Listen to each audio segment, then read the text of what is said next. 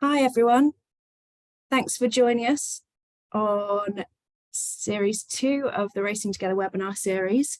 This is episode 4, all about Racing Together Community Day. We'll be talking about kind of what is Racing Together Community Day, all the different ways you can get involved, and I'm joined by a brilliant panel who I'm really grateful that are here with us today. And I will hand over very shortly for them to kind of introduce themselves and their role in the day. But just quickly, I'll go through a few little housekeeping things. So recordings of this webinar and the previous 3, and actually the last series as well, will be on our website. We have a podcast version so you can listen along. We have a YouTube version so you can watch the webinars back. A little bit about Racing Together. So we represent all the sports, varied community engagement and education activity. We're a partnership led by the education charity Racing to School. These webinars are designed to engage a range of voices on some of the themes at the heart of racing's support of its communities. And of course, today we're talking about one of our biggest community initiatives, which is Racing's National Day of Volunteering. So we want to talk about the impact of that volunteering and how you can get involved, essentially. So we'll look back on past years and we'll look forward to the activities taking place this year. So please do interact, please ask questions. You can do it anonymously through the Q&A. And yeah, you can send those through to us kind of throughout the webinar or afterwards. My email is lucy@racingtogether.co.uk for anyone that wants to get in touch. Kind of beyond today's webinar. So I will hand over to Eleanor, who is the first window on my screen. Can you introduce yourself, please, Eleanor? Absolutely, thanks Lucy. So I'm Eleanor Bowden. I am the Chief Exec of the Scottish Racing Academy, which is the charitable sister organisation to Scottish Racing, who represents the 5 courses within Scotland.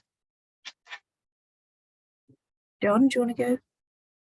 Of course, thanks Lucy, and I hope we can entertain some people today and give them a little bit more about Community Day coming up. But yeah, I'm John Gilbert. I'm the Chief Executive here of the Racing Centre. We're an asset-based charity based in the centre of Newmarket, and we do a lot of coordination between different stakeholders, and we sort of that go between racing and non-racing, particularly in Newmarket where there's such a cluster of racing at the moment. And yeah, we host a whole bunch of different clubs. We've got quite a few of our own initiatives which happen here in the centre, including a community pantry. And we get involved in all sorts of different community engagement projects throughout the course of the year, particularly with racing staff and just in the community in general. Thanks, Lucy. Karen.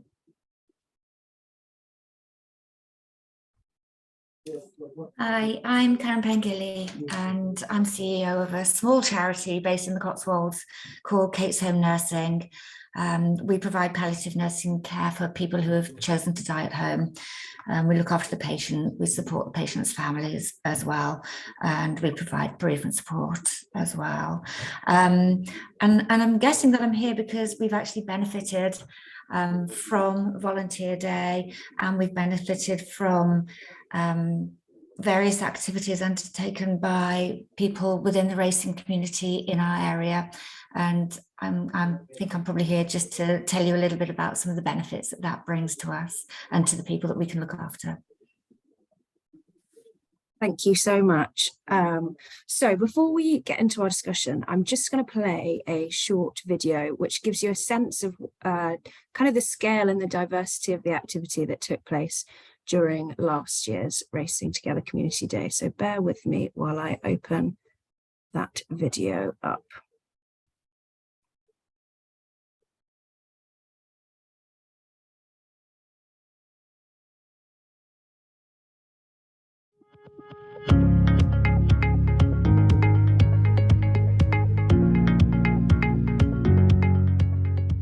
And the other thing that's happening is that tomorrow it's Racing's National Day of Volunteering, which is all over the country. Loads of racing organisations are getting involved and giving back to their local communities, volunteering for things like racehorse rehoming centres, food banks, tidying up their local areas, loads of things. So it's a busy week for us.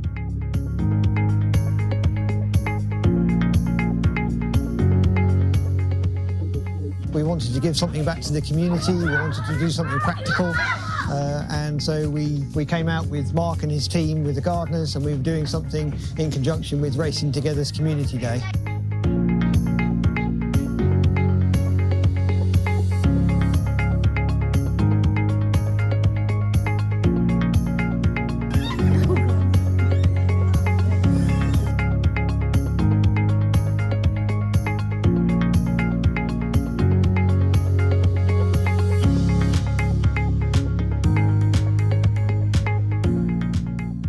We are starting an initiative called Giving Back Day to the community, where we're going to look at bringing as many people as possible, whether that's carers that are local, schools, or anyone that can benefit from coming down to the racecourse and getting involved in some way.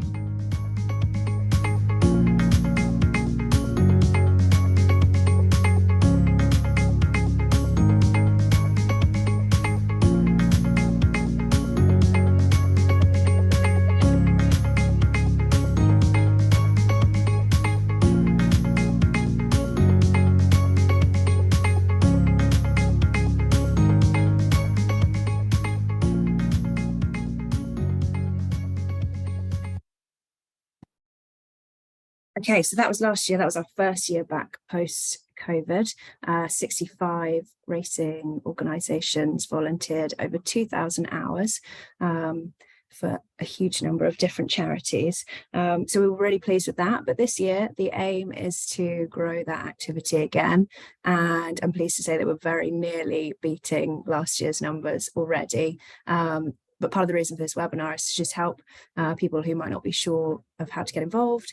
We want to just make sure that we're kind of inspiring and helping to make those connections for people, whether it's connecting you with a local charity or whether it's kind of helping you to identify what your strengths are as a racing organisation to give to your local community. And on that note, so why volunteer? There's 3 different reasons that we would recommend it. It's brilliant for your people, it's motivating, it brings your team together. It's obviously brilliant for your community, as hopefully Karen will explain later on. But also it's brilliant for racing. We'll talk hopefully shortly about racing's reputation and how it can be more connected within its various communities. So we're bound to say it because we coordinate Racing Together Community Day, but we think volunteering is a brilliant thing. And this year we're actually linked in with the King's coronation because next weekend coming up is obviously the coronation, and part of that King Charles wanted to celebrate his coronation through the Big Help Out scheme, which is a nationwide volunteering initiative, and they want to encourage as many people kind of over the course of that bank holiday weekend and beyond and into the rest of May to volunteer locally, which is very well timed for our day. So we're linking in with that activity, and we'll be feeding racing's activity through to the Big Help Out initiative as well. Their catchphrase for it is "lend a hand, make a change," which is exactly what we're trying to achieve here. So on that note, Eleanor, would you mind running through last year's activity? This was an award-winning activity, and yeah, just give us a run through of what that involved. Yeah, absolutely. So the Scottish Racing Academy, just in terms of a bit of background, is based in Scotland, and we operate within lots of different scenarios and lots of different environments. But one of our training options, is what we call our Schools Academy. So we have 13 to 16-year-olds timetabled into horse racing programs within their schooling week between the beginning of term, so August, right the way through to the Easter break. And one of our targets as the Scottish Racing Academy has been to increase participation across the whole geographical spread of Scotland. And Scotland's unique because we've got island communities, we've got hard to reach rural communities, we've got semi-rural, we've got inner city, and within all of that landscape there's barriers to access and participation. So we had asked, how could we work with Scottish racing to encourage, promote, remove barriers to participation? And we came up with a solution or an idea to have a drop-off for equipment donations that we would distribute amongst all of our centres that could provide access and opportunity to individuals who previously had never considered horse racing or horses as a training option, or were unable or didn't feel they were able to participate because they didn't have breeches or the appropriate trousers or riding boots or a warm coat. But equally, a lot of our centres are also charities, so we had an unbelievable amount of donations. So racing specific equipment obviously really helps us from a learning perspective, but also like rugs, head collars, bridles, things that were sitting spare in people's garages and tack rooms that could be repurposed in order to provide an opportunity in various places across Scotland. So that's what we did.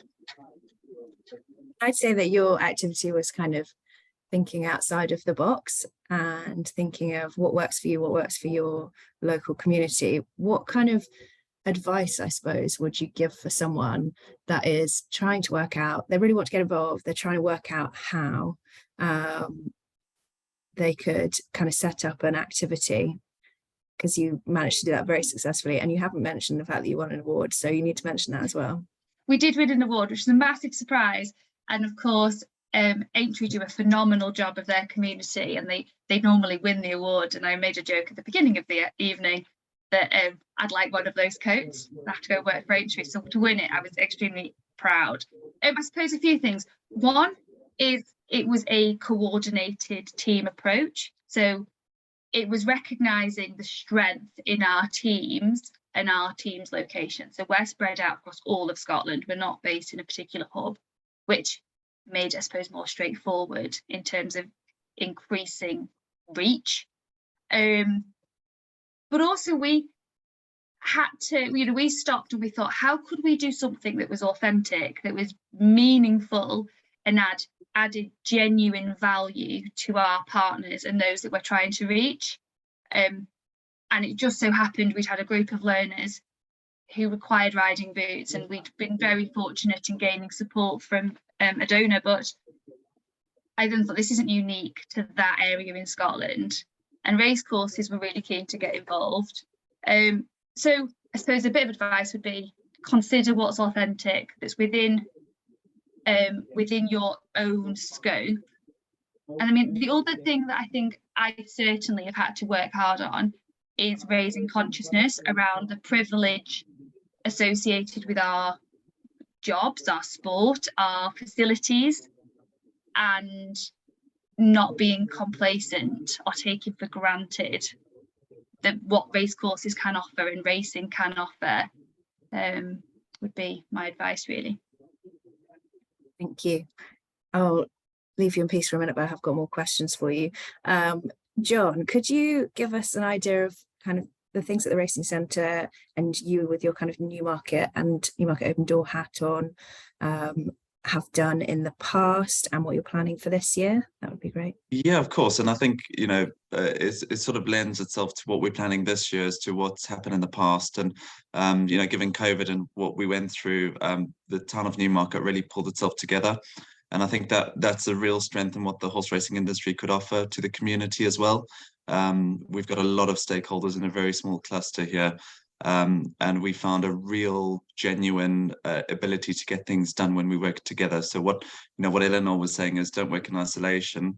I want to echo that as much as possible. If you want to get volunteering and get involved, go and speak to the organizations. Don't try and set it up on your own, because 9 out of 10 times someone's already trying to do it. But yeah, we've done quite a few things, since the commencement of the first lockdown and COVID, and one of those was a community pop-up shop.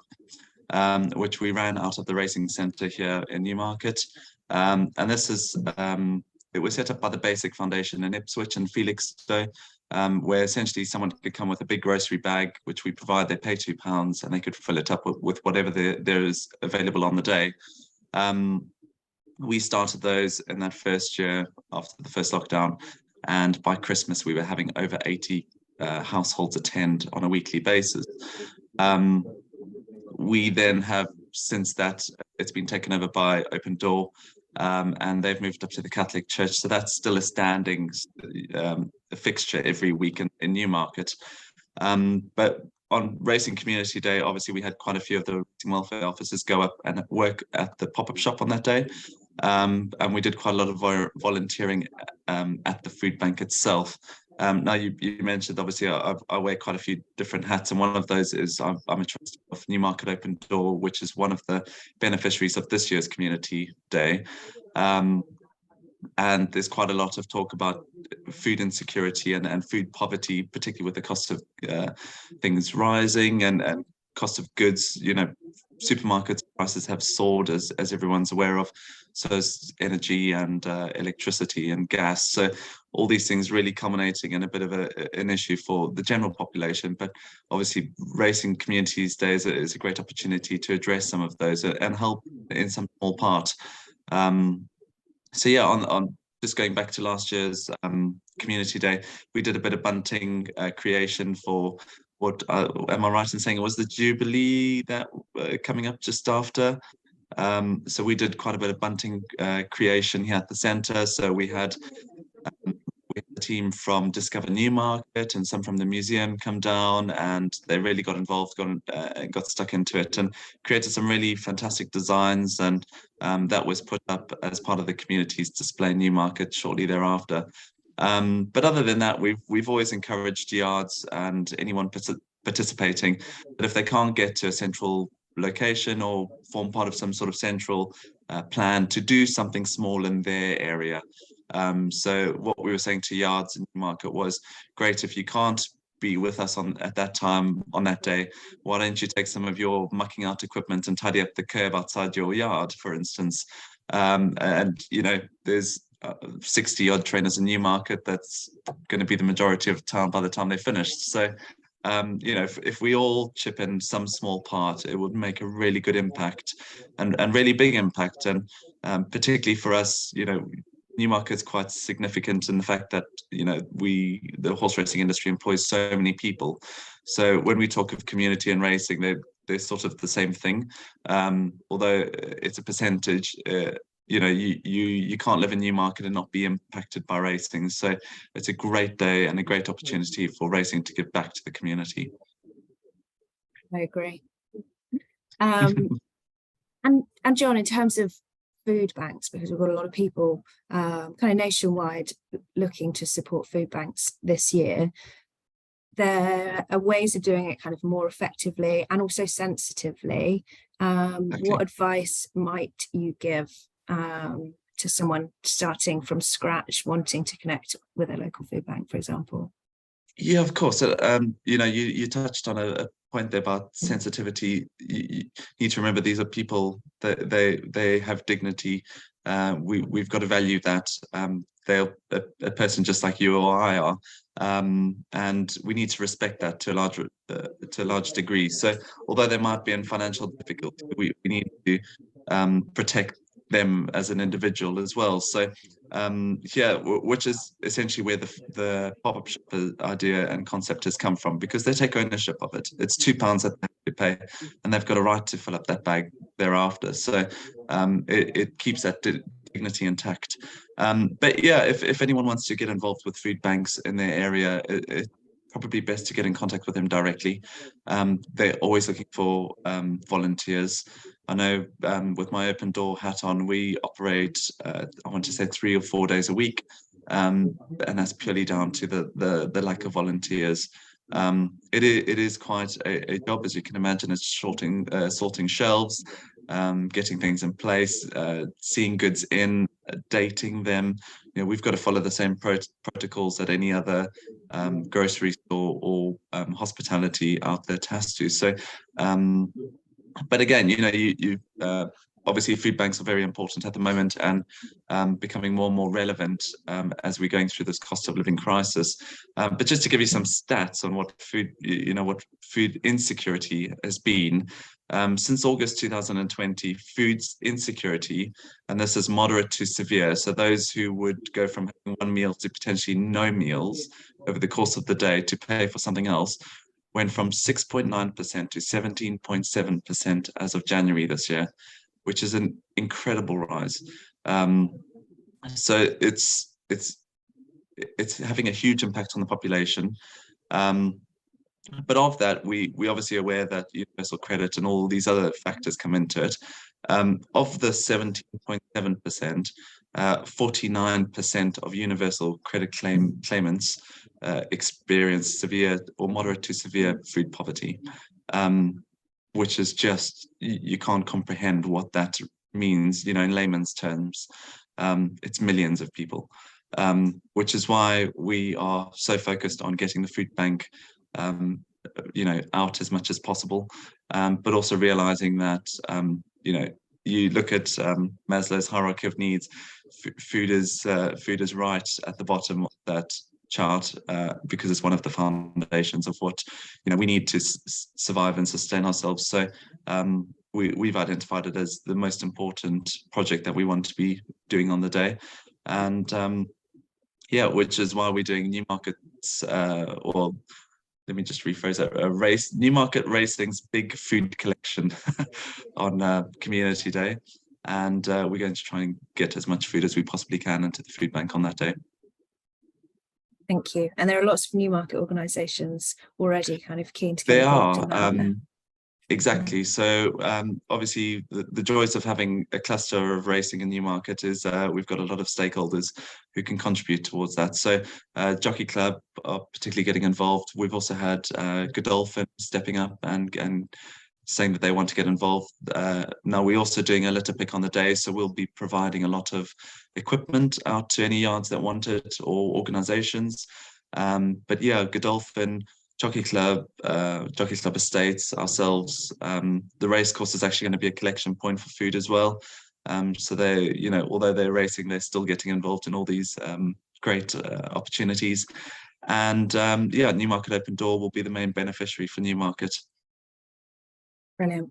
And for anyone that's not Newmarket based, or is London based, in fact, we have a day coordinated with the Felix project coming up in a couple of weeks' time, and we've still got a couple of spaces for volunteers on that, whether you work for BHA or whether you're kind of whatever your involvement is in racing.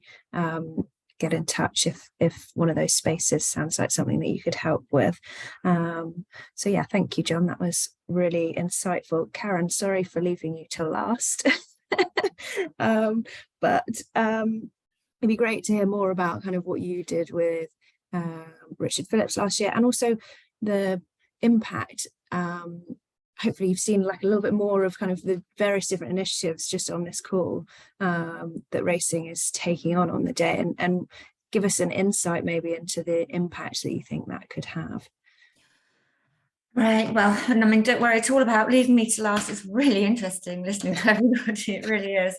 And it's inspiring as well, isn't it? When you hear about what other people are doing just across the country, it's amazing. So in terms of Richard Phillips racing last year, they're based in Morton in Marsh, and they had an open day at the stables, and basically they donated the proceeds to Kate's Home Nursing at the end of that, which was a real surprise to us. We weren't expecting it at all, and I don't even know why they actually chose Kate's, but what we have found is that many people who support Kate's Home Nursing do so because they know somebody that we've cared for, and hence they want to give something back. They know that we're not government funded. They know that we get a minimal amount of funding through the NHS. So, we have to raise somewhere in the region of about £450,000 a year ourselves. We've got a very small fundraising team who basically support events, So anything that anybody in the community can do to support our charity means that we can continue to survive. It's that simple. Without it, we wouldn't survive at all.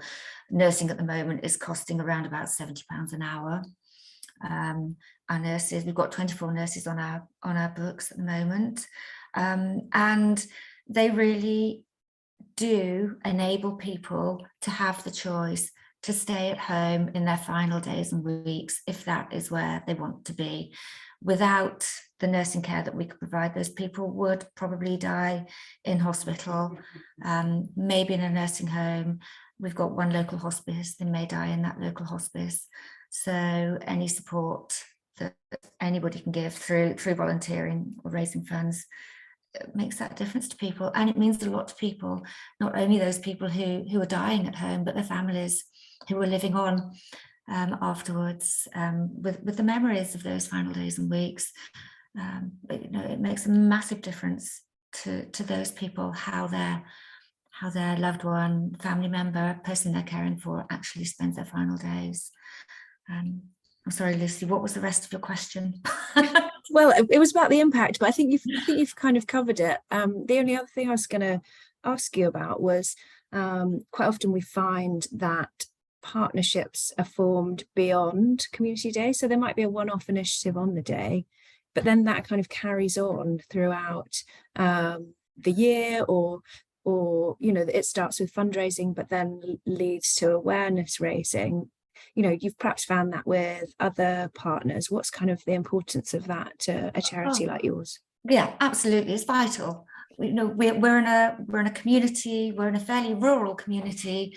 We work within 20 miles of Stow-on-the-Wold, but we're affiliated with specific GP surgeries who are all in the small towns around within that 20 miles. So we don't work within the major sort of populated areas such as the middle of Gloucester, middle of Cheltenham at all. We work around towns such as Stow-on-the-Wold, Bourton-on-the-Water, Morton in the Marsh, Northleach, places that you've probably never heard of, the rest of us on the call.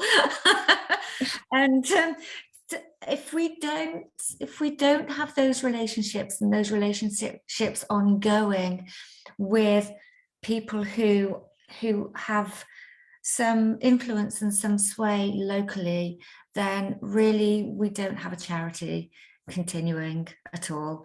It really is important. And sometimes relationships last for, you know, 2, 3, 4 years and people move on, and that's perfectly natural. But generally speaking, you know, people, once they're with us, they do want to continue to contribute. And it's up to us as a charity to you know, ensure that people realise the importance of those relationships, because as much as money is important, and we can't be here without the money, let's face it, it's about awareness. It's about letting people know that we are here and we have a service we can provide if we're funded to provide that service. And there's no means testing. It doesn't matter who you are. If you need our service and you live within our catchment area, then as many people who know about that as possible, then the better for our community. Yeah, and of course race courses have amazing potential for raising awareness because of the number of race girls they have, because of the big screens, the tannoys, the race cards, their big social media followings. So for any race courses watching, you know, that's an amazing way. I know generally, especially in key kind of times of year when there's a big number of fixtures, particularly for race courses starting their flat seasons now, it can be really difficult for them to take time out for Community Day. But supporting a charity through awareness in that kind of way is a really great idea, I think. Eleanor, coming back around to you, with your kind of Scottish Racing as well as Scottish Racing Academy hat on, could you talk us through some of the positives for volunteering and CSR in terms of connecting with sponsors, perhaps, or connecting with local politicians? How can we use the day and use that good work that's happening to benefit the wider business, I suppose, whether it's a race course or your charity? I think so. we in Scotland, a lot of what goes on is fully devolved. So education, training, healthcare is fully devolved. So what that has meant is we have had a really positive, transparent line, if you like, to our MSPs in our government. Delhi, who runs Scottish Racing, really works hard to maintain that relationship and communication line. So in terms of what we've been able to do, all of our activity, all of our action involves communication with MSPs and support. I think last year there was a motion, correct, I mean, I might be wrong, but I'm fairly sure there was a motion last year put together, which was congratulating all of the race courses and the Scottish Racing Academy on the great work and the number of items collected. Because I suppose I should also say that the items that were collected that were redistributed to our centres not only benefited the students who would be accessing our training with us, there's a wider piece as well in terms of that £100 rug that they were going to replace our £50 rug. That £50 rug could then be redistributed either into another activity or fixing the roof or whatever the fundraising they were working on. It also has meant, off the back of the Community Day, it's meant that we, as the Scottish Racing Academy and Scottish Racing, have been able to increase our volunteers. So we've had people come back to us off the back of that day, offering their help. How can they get involved? Support with the deliveries in whichever way that might be. And that could be attending a marketing event. It could be assisting with creating videos. And that in itself has been hugely efficient and effective, a massive help to us. So we've got 10 diverse, spread across Scotland volunteers who have been an unbelievable help to us. And actually, it's a full circle because we've now got volunteers helping us with Community Day as well. So in terms of taking in collections, but also distributing. So that's it's been a massive awareness raising, but also doing good. And I think similarly to what John and Karen have said, it comes back to this authentic practice. People genuinely want to be involved in something that is going to impact the greater good. And they love it when you're not working in silos, that it's joined up action, because the output is actually going to have meaningful change.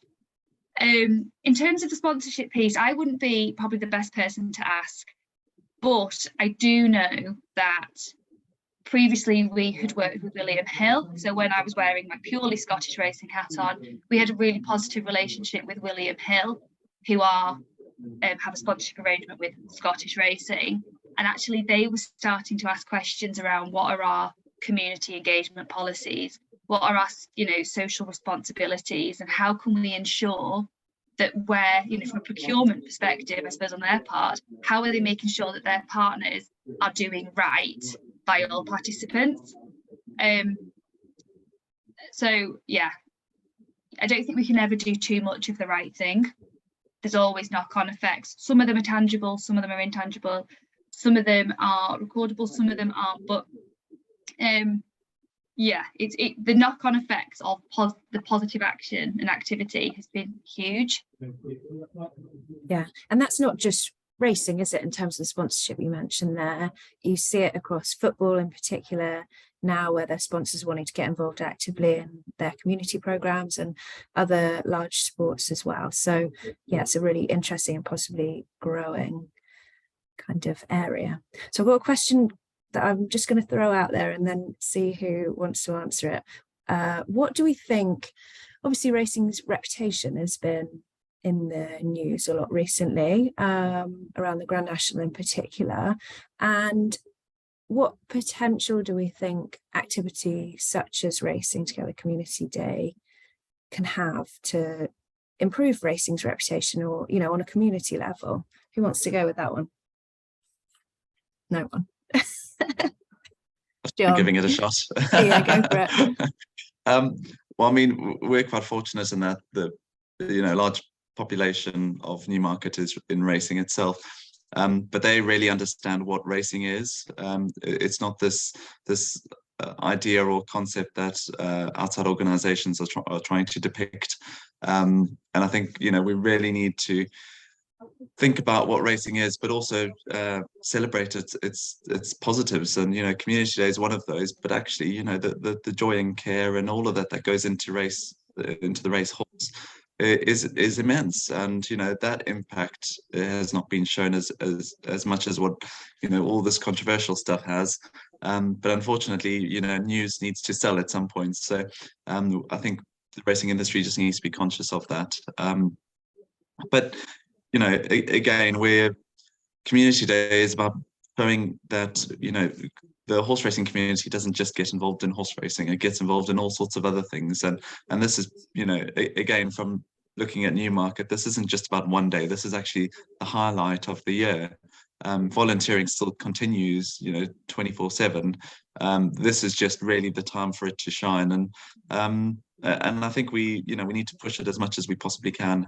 We need to show those positive impacts that racing does. You know, racing contributes an enormous amount of money to the economy, but it also employs an enormous amount of people into its workforce. There are so many contributing factors, and I think we just need to make sure that we're showing those and conveying the message of what's going on the ground, and what impact that's having to the rest of the community as well. Absolutely. And part of showing that impact is our job as Racing Together to pull together the numbers, the number of hours, number of organisations getting involved, the number of charities that are supported, how much money is raised, particularly through Racing Together Community Day, because we track that very closely, but also kind of beyond that and throughout the year. So keep an eye out, because we will be reporting back. We'll do another roundup video for this year's Community Day, and we will be making sure that we're shouting about this as a great news story for racing. So thank you for answering that, John. Anyone else want to add anything on that front? We have got a couple of questions from the Q&A. Yeah, the only thing I would add, actually, and I'm sure John probably was saying it as well, is that in doing that, you're kind of opening avenues of communication as well. And you know, if you're bringing race closer, or the racing community closer to, you know, other areas of the community, and people are curious and they'll ask questions. And you know, for example, Richard Phillips Racing, and as well John Joe O'Neill, also by having their open days, people will go, they'll see the race horses, they'll ask the questions they want to, they'll see, you know, the stables, and they'll see how things are run. And I think just by enabling people that, you know, giving people that opportunity to talk and to find out more, it's just education, isn't it? Totally. Thank you, Karen.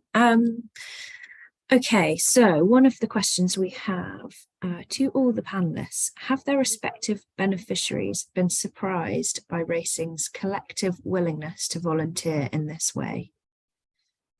Have you been surprised by willingness?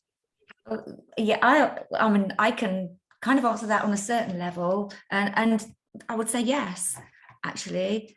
We've done a couple of things with other local people, local trainers, and yeah, people are sometimes surprised when the racing world is involved in local community fundraising and events.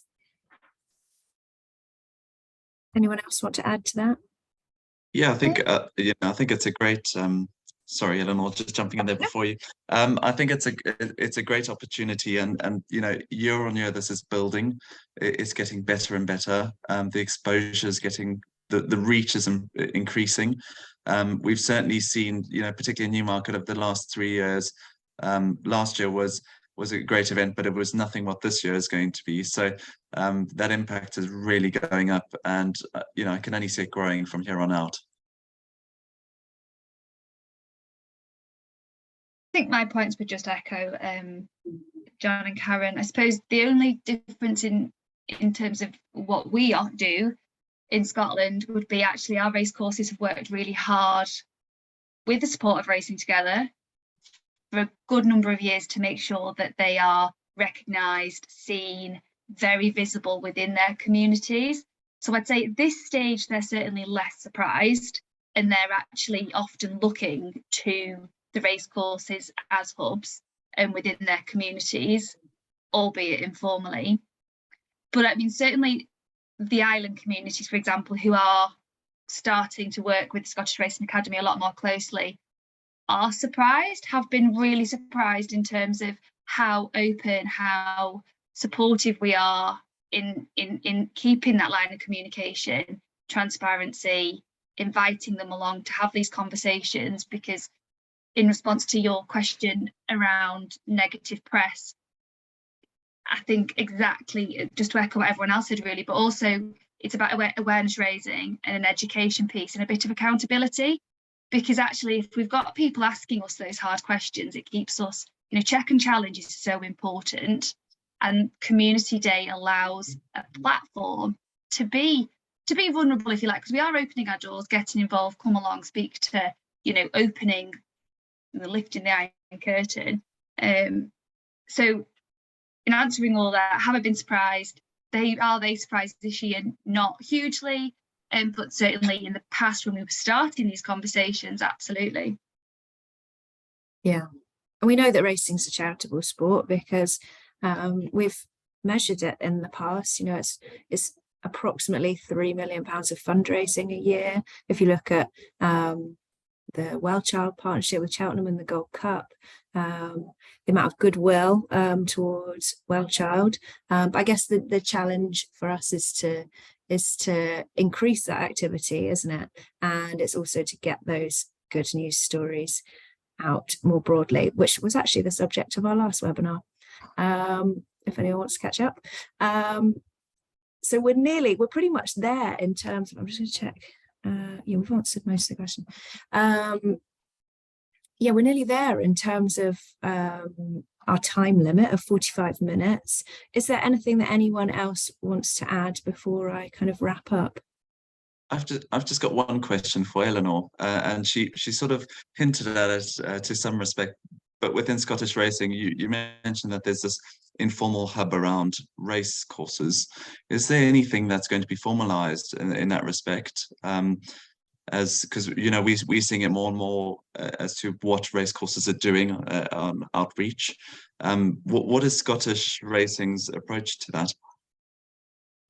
So Scottish Racing, I think it was about 6 years ago now, time goes so fast, we which is how I came to be in this position, I suppose I'm in now, that Racing Together and Scottish Racing put their heads together and they employed a dedicated resource to lead on the community engagement piece, which was me. The